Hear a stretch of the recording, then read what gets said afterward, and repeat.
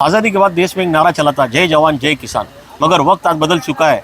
अब आज हालात ऐसे हो गए कि कर मचान और मर किसान। नमस्कार, मैं हूं केतन बारिया, आप देख रहे हैं हम तो पूछेंगे।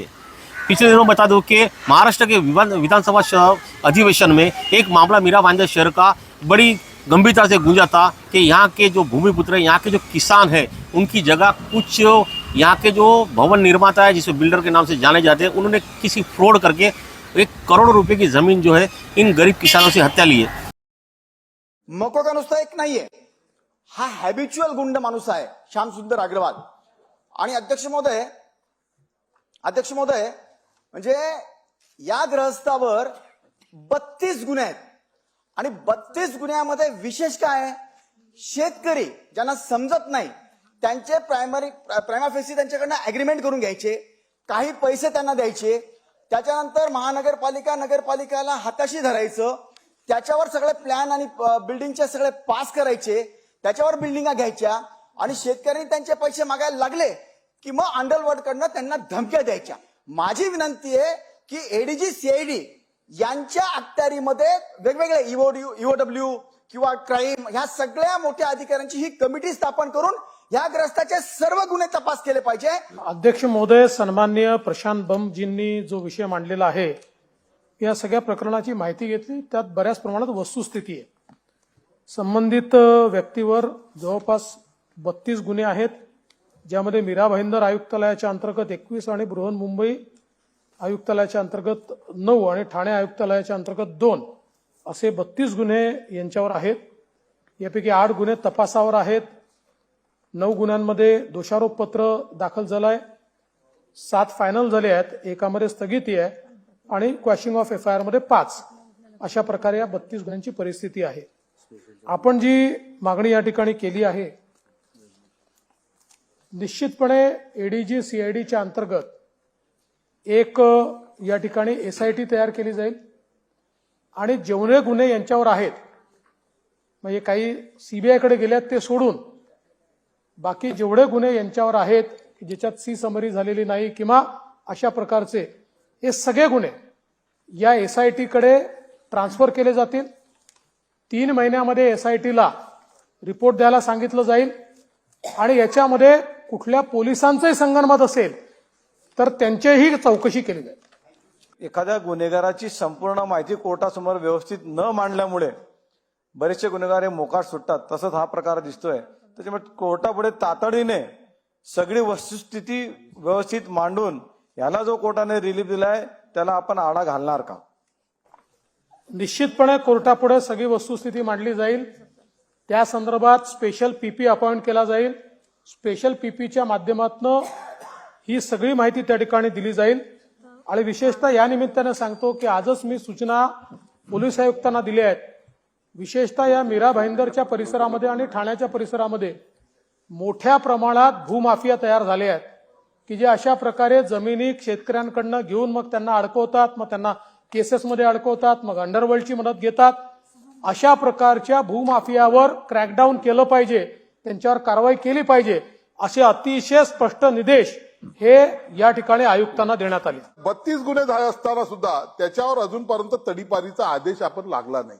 साधारणतः 4 ते 6 गुन्हे जर झाले तर एक प्रायमा फेसी म्हणून आपण त्याच्यावर तडीपारीचा आदेश लागू करतो, तर तो तडीपारीचा आदेश लागू करणार का? ज्यांना ज्यांना अंडरवर्ल्ड कडून त्यांनी धमक्या दिल्या त्या लोकांना पोलीस संरक्षण देणार आहात का?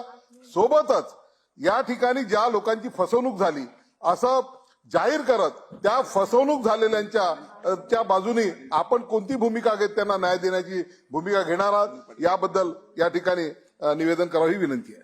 चला मंत्री महोदय। अध्यक्ष महोदय, तडीपारी तर फार छोटा ऑफेन्स आहे, म्हणजे छोटी शिक्षा आहे। यांच्यावर मोका लावण्याच्या संदर्भातली कारवाई पोलिसांनी सुरू केली होती।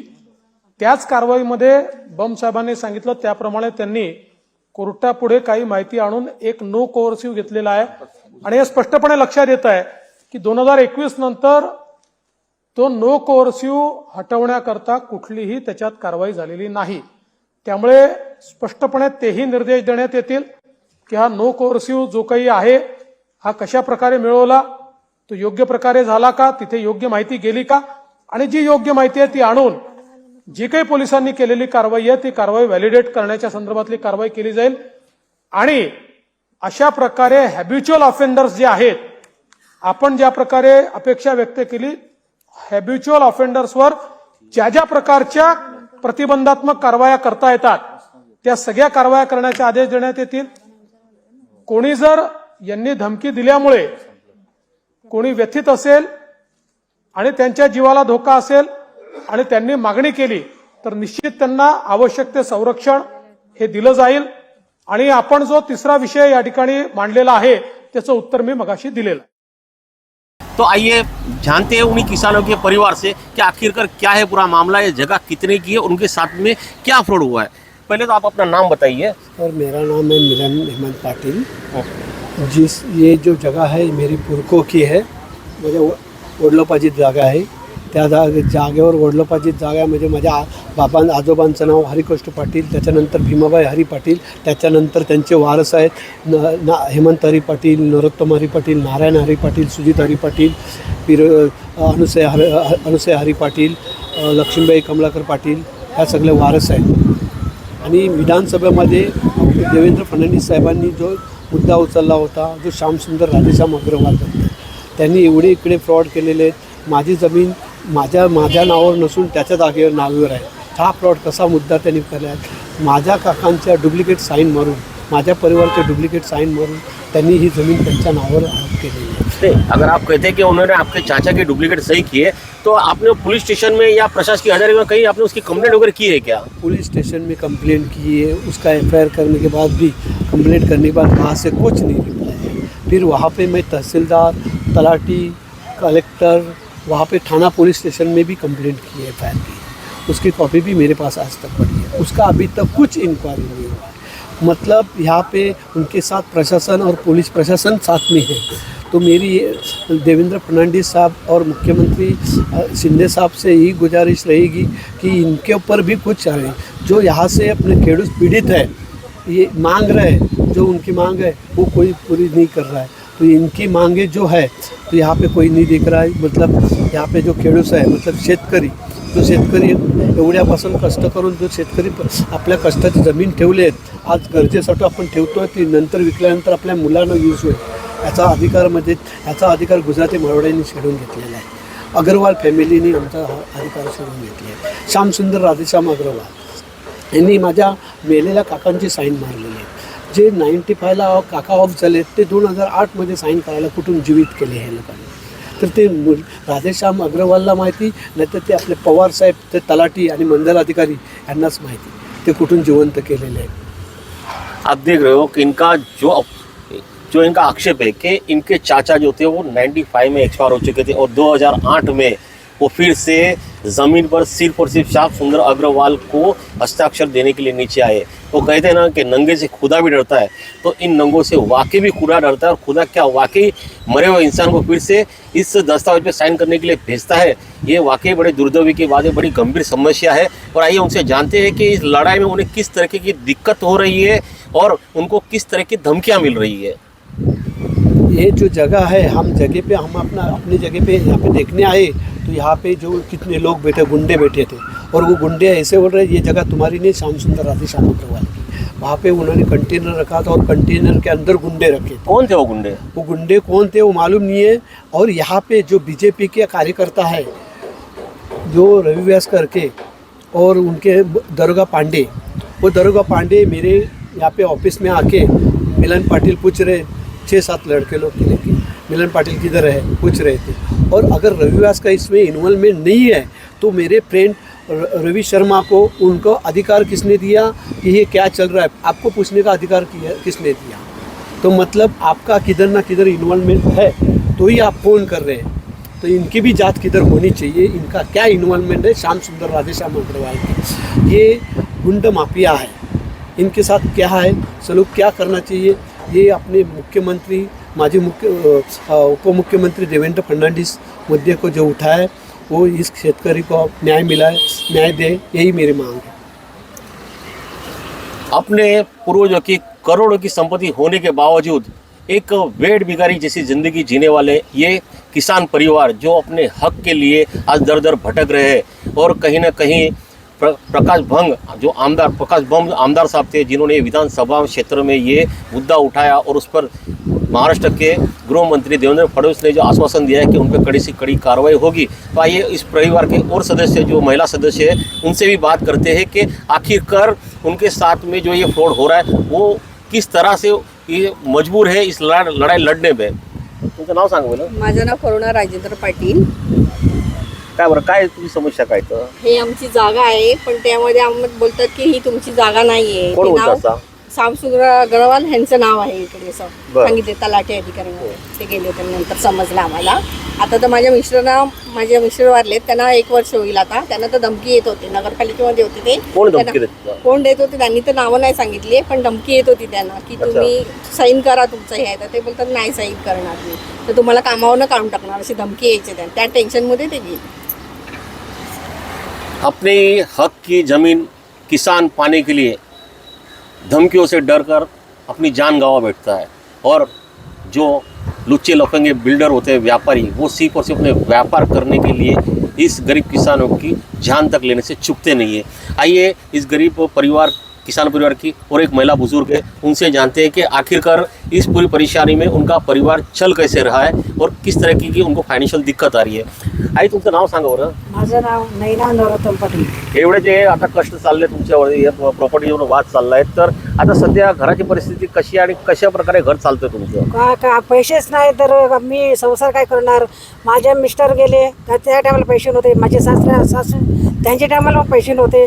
कसे दिवस काढले ते आम्हाला माहीत. आणि शेवटी आता शेती तर आहे पण कागदपत्र नाही आहेत. आता ते काय करायचं म्हणून एक यांचं रवी शर्मा म्हणून असं नाव माहीत पडलं म्हणून ते त्यांच्याजवळ गेली मी. म्हटलं असं असं झाले, प्रॉपर्टी भरपूर आहे आमची, पण ते पाहिजे तर कागदपत्रावर काही नाही आहे.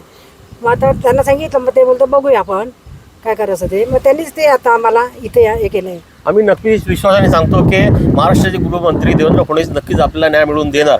पण या न्याय मिळवताना जर अजून संघर्ष वाढला तर आपला शेवटचा टप्पा काय असेल? शेवटचा टप्पा असा असेल का जर मीही आम्हाला प्रॉपर्टी मिळाली पाहिजे, नाहीतर मी आत्महत्या करणार जागेवर माझ्या. अपने ही हक की ज़मीन पाने के लिए दर दर भटक रहे लोग आज ऑन कैमरा कह रहे हैं कि अगर हमको हमारा हक नहीं मिला तो हम इसी ज़मीन पे आत्महत्या करेंगे। इस परिवार को मदद करने वाले शर्मा जी जो आज इनके भी हमारे साथ यहाँ मौजूद है, आइए उनसे जानते हैं कि आखिरकार ये मामला कैसे उजागर हुआ और किन किन लोगों के इसमें इन्वॉल्वमेंट है और इनको किन किन लोगों ने धमकियाँ दी है इसका पूरे प्रकरण से हटने के लिए। आपका नाम बताइए सर। मेरा नाम रविशंकर शर्मा है। ये परिवार पीड़ित परिवार जब मेरे पास आया तो इनको तो इनके पास कुछ डॉक्यूमेंट नहीं थे, कोई पेपर नहीं था, इनको कुछ पता ही नहीं था कि ये प्रॉपर्टी किसके नाम पे। उनको यही लग रहा था कि ये प्रॉपर्टी हमारी है और हमको बेचना है करके। लेकिन जब मैंने 7/12 फेरफार और ये सब निकाला तब इनको पता है कि ये प्रॉपर्टी देखो ये तुम्हारी नहीं है, ये श्याम सुंदर अग्रवाल की है। तो ये तो टेंशन, मतलब इनको धक्का भी लगा, टेंशन में आ गए कि श्याम सुंदर कौन है। श्याम सुंदर को ये जानते ही नहीं है, ना ही उनका व्यवहार कभी श्याम सुंदर अग्रवाल से हुआ था। फिर मैंने संचिका वगैरह सब डॉक्यूमेंट निकाल के इनके परिवार के पास जाके जब बैठा, इनको सब समझाया तो इन्होंने पूरी आपबीती अपनी मेरे को बताई। इन्होंने कहा कि हम लोग ने ये प्रॉपर्टी 1994 में इसको शैलेश शाह और नरेश जैन ये दोनों को डेवलपमेंट में दिया था। और डेवलपमेंट में कंडीशन ये था कि उनको कुछ माल देने वाला था और कुछ 85 या 86 लाख रुपए का ये व्यवहार था। और उसमें से इन्होंने ये पीड़ित परिवार उन्होंने क्लियर मेरे को बोला कि हमको 16 लाख भी मिला हुआ है इसमें, कि 16 लाख मिला। उसके बाद ये पेमेंट मांगने जाते थे, ये नहीं देते थे। तो ये इनकी जो खेती है, दिनचर्या जो चल रहा था वो टाइम पे, ये अपनी खेती वगैरह कर रहे थे और मतलब उनका चल रहा था काम। 2008 में जो फेरफार मैंने इनको दिखाया है कि ये फेरफार में आप लोग ने साइन किया है क्या नोटिस फॉर्म पे जब इन्होंने तुकाराम हरी पाटिल इनका साइन देखा तब इन्होंने मेरे को बताया कि ये तुकाराम हरी पाटिल 95 में ही मर गए। तो ये साइन आई कैसे? वो तो ऊपर से नीचे आके साइन नहीं कर सकते। तो ये साइन आई कैसे? इनके किसी भी नोटिस फॉर्म पे किसी भी परिवार की साइन नहीं है, ये सारी साइन झूठी मारी हुई है। अब अगर ये मामला इतना बड़ा जो चुका है और इतना बड़ा तूल ले चुका है, जो इसका आवाज़ जो विधानसभा में उठा है, तो आखिरकार आप बता सकते हो कि प्रॉपर्टी की वैल्यूएशन कितनी है? इसकी वैल्यूएशन 200 करोड़ के ऊपर है सर। ये सामने आपको एक टावर दिखेगा जिसका ये कम से कम नहीं है तो 200-300 करोड़ का तो टावर ही खड़ा है। और अभी यहाँ पे कम 1.25 एकड़ तो प्लॉट खाली पड़ा हुआ है। तो सब इनका जो है हक, इनको इनका प्लॉट दिलाया जाए और इनको जो करना हो करने दिया जाए। वो कहते हैं ना, चोर चोरी से जाता है लेकिन हेरा फेरी से नहीं जाता है।